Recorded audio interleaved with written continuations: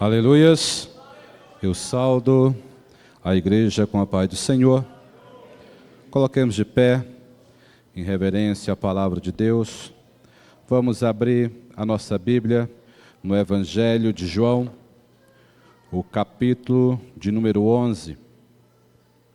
Evangelho de João, o capítulo de número 11. Estaremos lendo o versículo 20 ao 27. Do 17, é melhor dizendo, 17 ao 27. Evangelho de João, o capítulo de número 11, do versículo 17 ao versículo 27. Eu vou fazer a leitura, a igreja apenas acompanhe o texto que será lido. Amém? O texto trata sobre a ressurreição e a vida. O versículo 17 diz assim: Quando Jesus chegou, já fazia 4 dias que Lázaro havia sido enterrado. Betânia distava a cerca de 15 estádios de Jerusalém, e muitos judeus tinham vindo visitar Marta e Maria para consolá-las acerca de seu irmão. Ouvindo Marta que Jesus vinha, saiu-lhe ao encontro. Maria, porém, ficou em casa. Disse Marta a Jesus: Senhor, se tu estivesse aqui, meu irmão não teria morrido. Mas agora sei que tu, do que pedires a Deus, Ele concederá. Disse Jesus: Teu irmão ressurgirá. Respondeu Marta: Eu sei que ressurgirá, na ressurreição no último dia. Disse Jesus: Eu sou a ressurreição e a vida. Quem crê em mim, ainda que esteja morto, viverá. E todo aquele que vive e crê em mim, nunca morrerá. Crê isto? Disse ela: Sim, Senhor.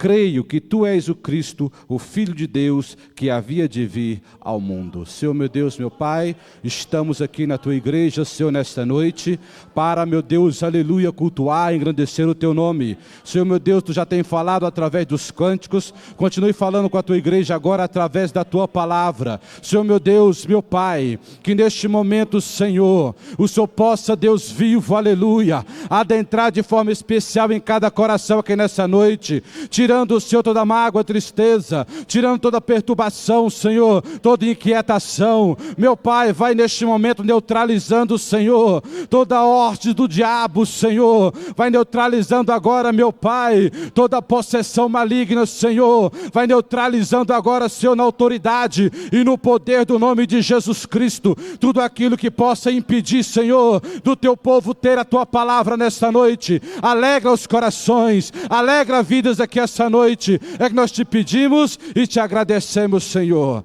Amém, Jesus. Amém. O texto escolhido, quando realmente Deus fala aos nossos corações, Deus age, Deus faz, Deus colocou no meu coração esse tema, e é até interessante que o hino que os varões cantaram, realmente fala sobre o tema, né, que nós estaremos falando nessa noite, que é sobre a ressurreição e a vida. Falar hoje, nessa sociedade que nós estamos vivendo, uma sociedade materialista, uma sociedade individualista, uma sociedade incrédula, que muitas vezes não dá mais atenção e o devido valor ao sobrenatural de Deus. Falar exatamente sobre milagres divinos é algo desafiador.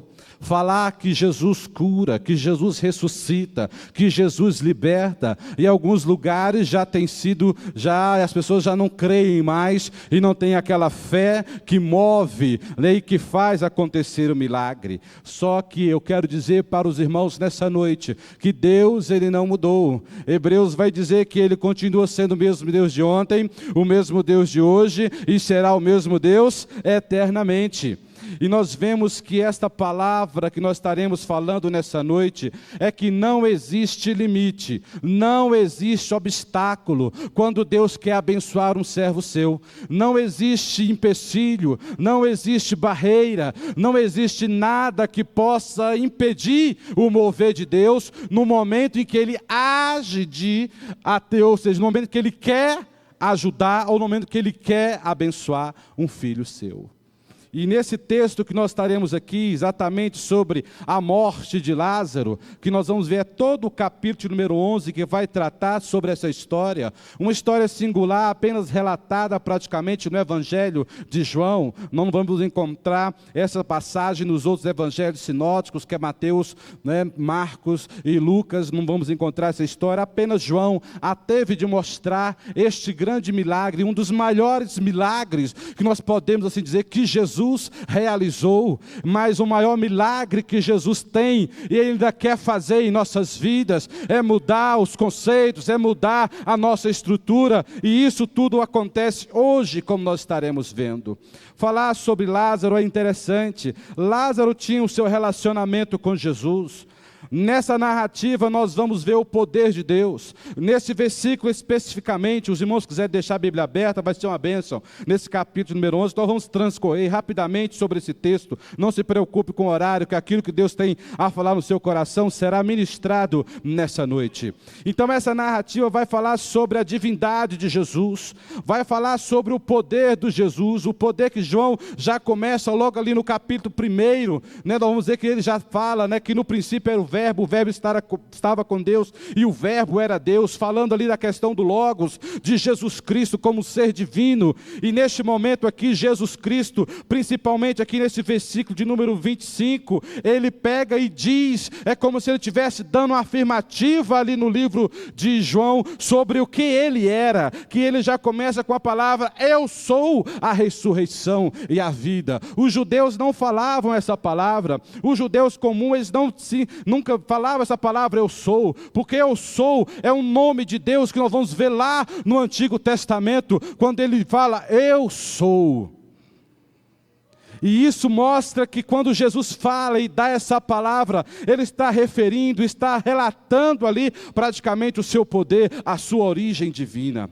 Alguns falam neste momento que Lázaro, nessa história, não morreu, apenas passou ali por um transe, que se trata de uma lenda. Outros vão dizer que isso aqui é apenas uma mentira. Outros vão dizer que isso aqui é uma história inventada pelos judeus. Outros nós vamos ver que neste momento, e a Bíblia Sagrada que nós vamos estar aqui traçando neste momento, ela não trata de mentira. Um dos grandes pressupostos da quem estuda a palavra de Deus é que a Bíblia é um livro inspirado por Deus, todo, não a metade, não parte, mas toda a Escritura é divinamente inspirada por Deus. Então isso aqui não é uma fábula, isso aqui não é mentira, isso aqui é algo que aconteceu. E nós vamos verificar nessa noite que nesse ambiente nós temos muito Lázaro, nós somos Lázaros, e nós vamos verificar o porquê dessa história. A família de Lázaro, primeiro Lázaro quer dizer, olha só o significado de Lázaro, Deus é auxílio. O nome Lázaro significa Deus é auxílio. E essa família que nós vamos ver aqui, é uma família que Jesus Cristo tinha ali uma certa afeição. Alguns vão dizer que tem ali um parentesco ali com Simão, que era leproso. Isso está lá no capítulo número 12, deve falar alguma coisa sobre isso aí. E ele residia em Betânia. Muitas vezes nós imaginamos a Bíblia Sagrada, nós pensamos que ela é assim como o Brasil grande, Mas não. De Betânia até o centro de Jerusalém, é como se você saísse daqui e fosse ali até Riachuelo. A gente pensa que é como se fosse daqui até Goiânia, É 3 quilômetros praticamente a distância de Betânia até Jerusalém. Se você sair do sul de Israel e ir até o norte de Israel, a distância é como daqui até Goiás. Muitas vezes nós pensamos que é daqui, lá no Nordeste. Não, vamos dizer assim, a geografia de Israel é pequena. Ou seja, do norte dela até o sul é como se fosse praticamente aqui a Goiás.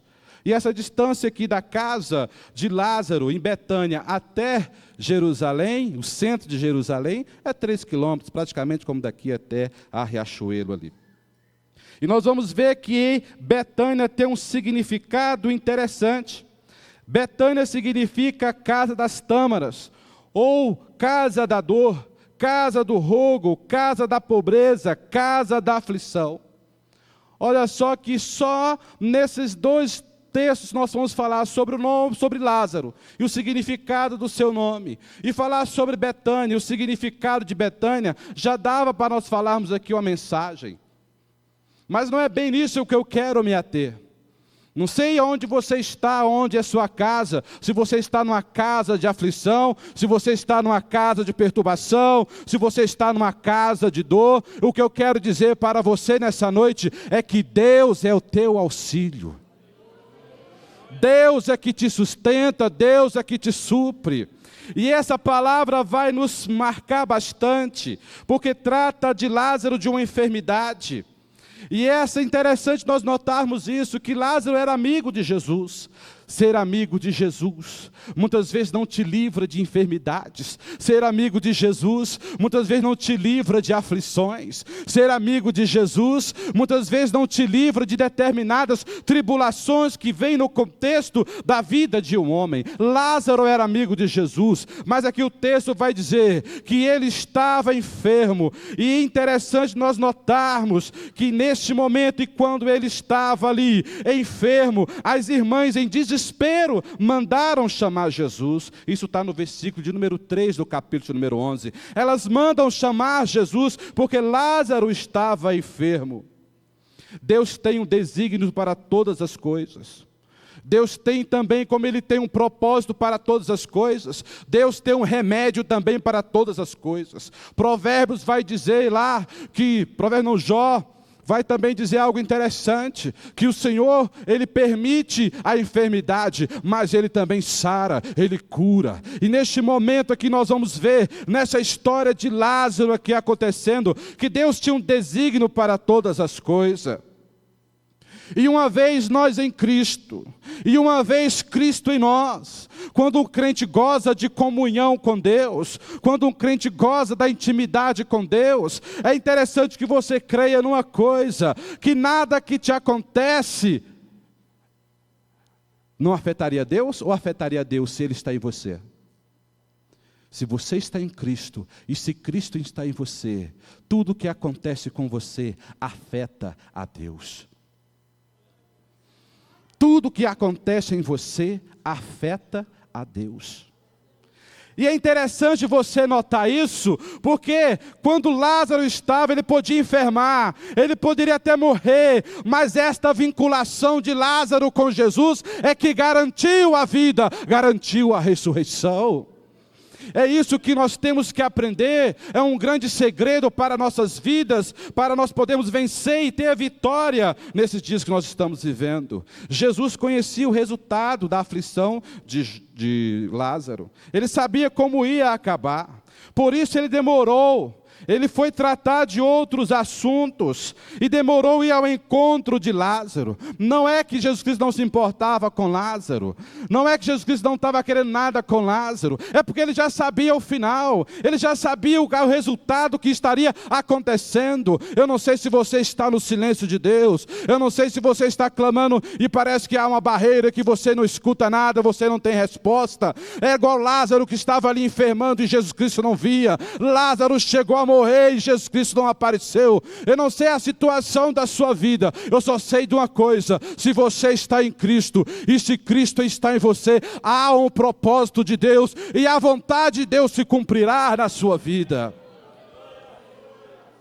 Independente do mal que nos aflige, independente da situação que nos constrange, nós devemos continuar apegados à palavra de Deus. Lázaro poderia ter blasfemado ou feito alguma coisa, mas ele aguardou em vida, e aguardava ali o resultado, né, da promessa, ou de que Jesus Cristo estaria vindo ali para curá-lo, porque Jesus Cristo era ali o seu amigo. Mas nós vamos verificar que textos aqui desse capítulo vai dizer algo interessante. O versículo 14 vai dizer: então disse Jesus claramente, Lázaro está morto. Jesus disse a Maria no versículo de número 26, teu irmão há de ressuscitar. Disse Jesus no versículo 25, eu sou a ressurreição e a vida, e ainda que esteja morto, viverá. Lázaro estava realmente morto, Lázaro não estava em transe, como muitas pessoas estavam querendo dizer. Lázaro realmente estava morto.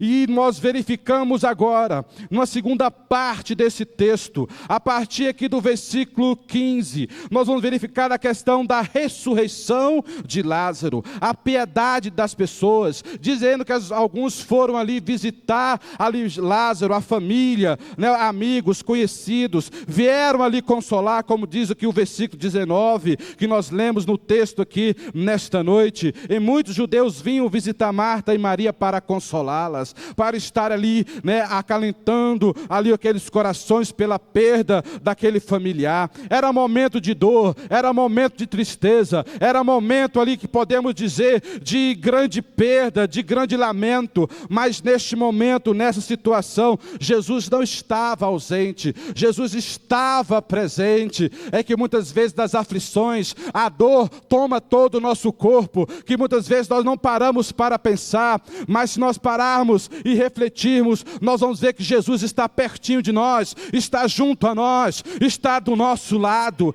E no versículo de número 15, nós vamos ver que Jesus chegou ali a Betânia. Chegou ali a Betânia. E é interessante nós notarmos que quando ele chegou aqui, vai dizer que Lázaro já estava morto há 4 dias, já havia ali sido sepultado, né? Já havia ali sido ali praticamente ali ter todo aquele trabalho de embalsamento. Lázaro já estava ali na tumba, já havia ali rolado a pedra, o sepulcro já estava já selado há mais de 4 dias, porque os judeus eles praticamente enterravam no mesmo dia. E é interessante nós notarmos neste momento que quando Jesus chega, ele vai ter um diálogo ali tanto com Marta quanto com a questão de Maria. E nós vamos ver que nesse próprio texto que Marta sai ao encontro de Jesus e fala: ó Senhor, se tu estivesses aqui, o meu irmão não teria morrido. E nós vamos ali que nesse diálogo com Jesus, Jesus vai falando para ela: seu irmão há de ressuscitar, seu irmão há de ter uma vida novamente. E ela pensa: ah, sim, a ressurreição dos últimos dias, realmente, ele vai ressuscitar. Ela não estava entendendo a resposta que Jesus Cristo estava lhe dizendo. Jesus não estava se referindo à ressurreição futura, Jesus estava se referindo a uma ressurreição naquele momento. Por isso que ele pega e afirma dessa maneira que está aqui no texto, no versículo de número 25: eu sou a ressurreição e a vida, e quem crê em mim, ainda que esteja morto, viverá. E ela, ao receber essa palavra, então ela entende. Algumas pessoas vão dizer que Marta era incrédula. Incrédula não, ela sabia que Jesus Cristo podia ressuscitar, porque Jesus Cristo há pouco tempo atrás já tinha ressuscitado a filha de Lázaro. Então era algo que ela já conhecia. Talvez ela não ousou dizer: Senhor, ressuscita o meu irmão como tu ressuscitaste a filha de Lázaro, mas ela teve a convicção e ela teve a resposta de Jesus que o milagre ia ocorrer na vida dela. E é interessante nós verificarmos nesse texto e irmos aqui lendo, né, que o tempo muitas vezes não nos dá, mas é interessante nós notarmos da seguinte forma: que enquanto Marta estava lá, Maria muitas vezes estava ali em casa, ela estava ali muitas vezes triste, chorando, mas Jesus Cristo tem também um encontro com Maria, uma intimidade com Maria, e Jesus Cristo ali vai falar realmente com Maria, e ela chega, e ela também se alegra na presença do Senhor, e se comove na presença do Senhor, e ante o choro e a frustração de Maria, e daqueles que a seguiam, porque ela estava em casa, e quando ela saiu correndo ao encontro de Jesus, algumas pessoas pensam: não, ela vai de novo chorar lá no sepulcro, vamos atrás dela. Mas ela, ao chegar ali diante de Jesus, ao expressar-se diante de Jesus, e choro, e a multidão também chorando diante de Jesus, isto comoveu o coração do mestre. A própria palavra do Senhor vai dizer que Jesus Cristo,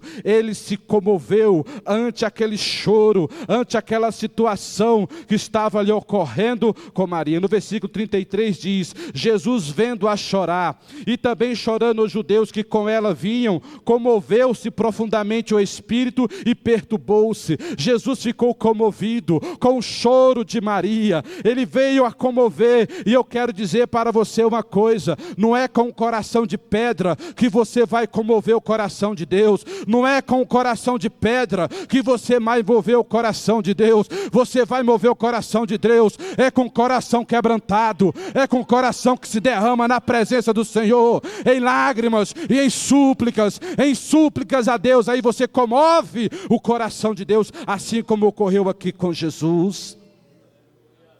Quebranta o teu coração nessa noite, e um milagre vai ocorrer na tua vida. Quebranta o teu coração nessa noite, se derrama na presença do Senhor nessa noite, que o milagre vai ocorrer na sua vida. A multidão estava dividida. Alguns falavam realmente por Jesus se comover. Jesus amava Lázaro.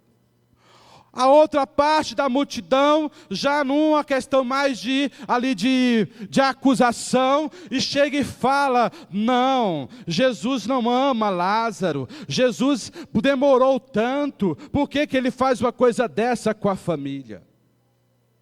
Talvez na tua história, tem pessoas ao teu favor, e também na tua história, pode ter pessoas que estão contra você.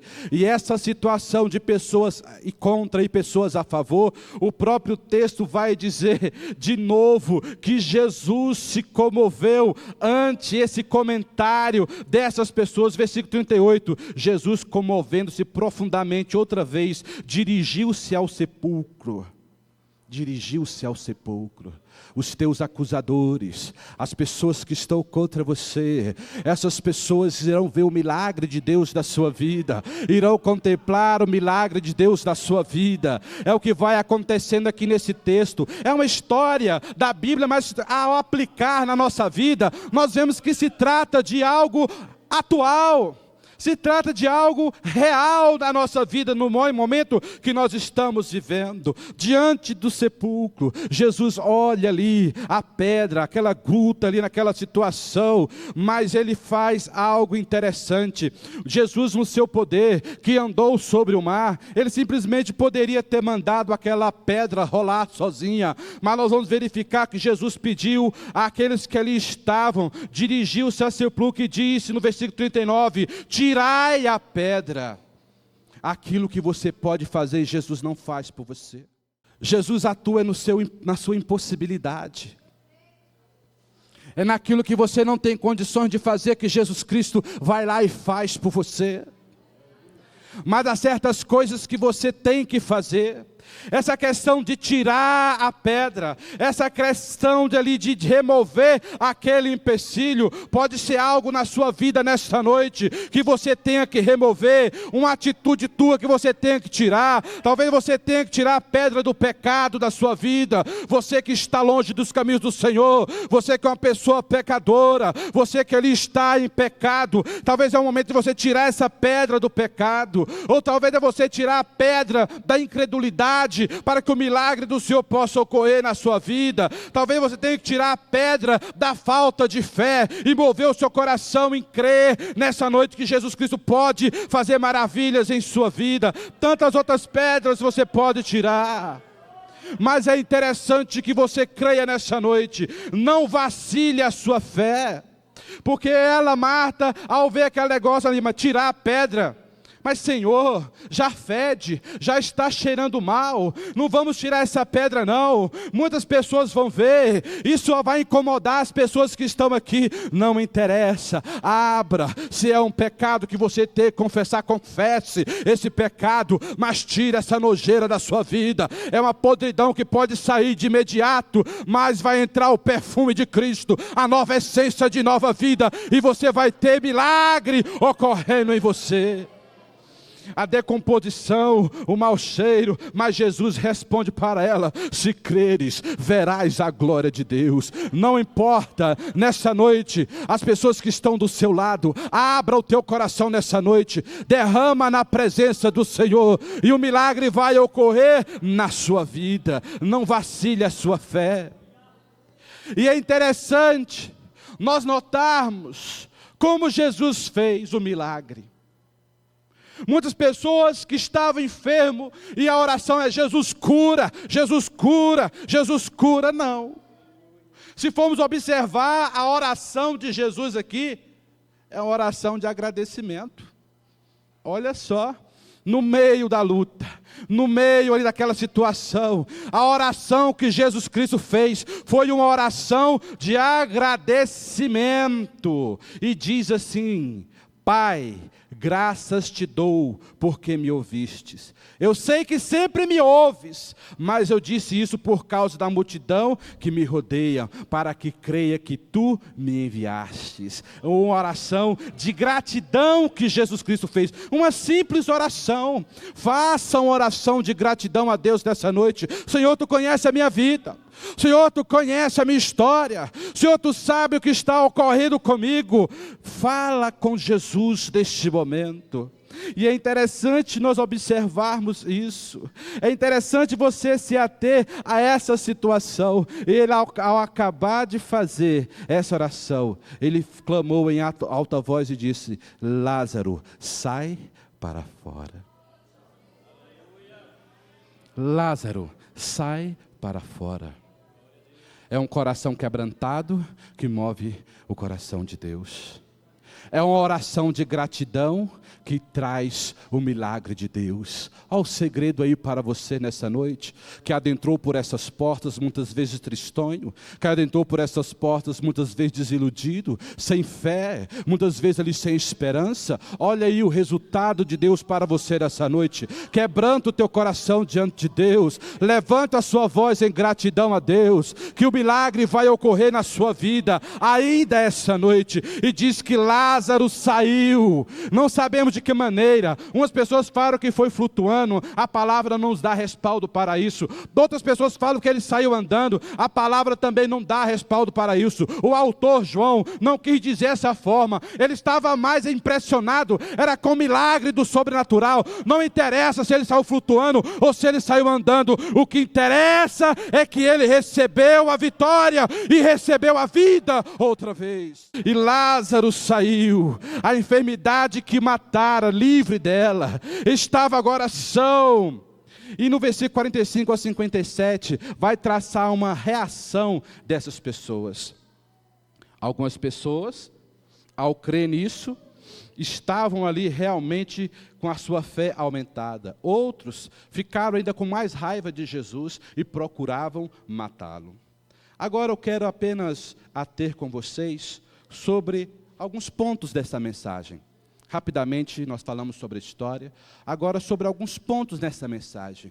Agora eu quero a atenção de todos vocês, e que vocês meditem no que estarei passando para vocês. O mal na vida de Lázaro veio como uma consequência, algo que estava ali muitas vezes de um pecado, o pecado que muitas pessoas falam, você chega na igreja e fala, oh, você é um pecador porque não tem Jesus. As pessoas não entendem porque ela é um pecador, mas a palavra do Senhor diz que toda alma que pecar, esta morrerá. A palavra do Senhor diz que todos pecaram e destituídos estão da glória de Deus. Lázaro estava nessa situação. E muitas vezes o outro pecado, o pecado que muitas vezes nós cometemos, também traz males sobre a nossa vida. Mas Cristo quer tirar de você. Assim como Lázaro foi arrancado daquele sepulcro, Jesus quer também arrancar da sua vida as ataduras do pecado. Jesus quer arrancar da sua vida as ataduras da incredulidade. Jesus quer arrancar da sua vida a atadura da falta de fé, da falta de esperança.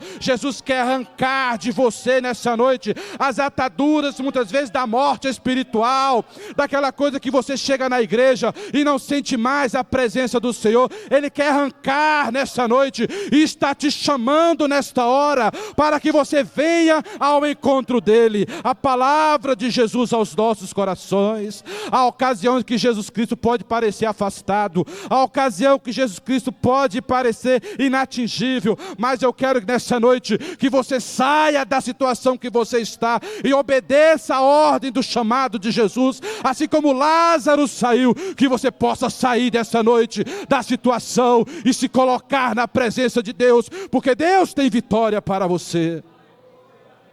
E aí nós vemos que é a fé que move o agir de Deus, é a fé que faz a providência chegar, a resposta chegar à sua casa. E você pode ver e pode até pensar que pode demorar.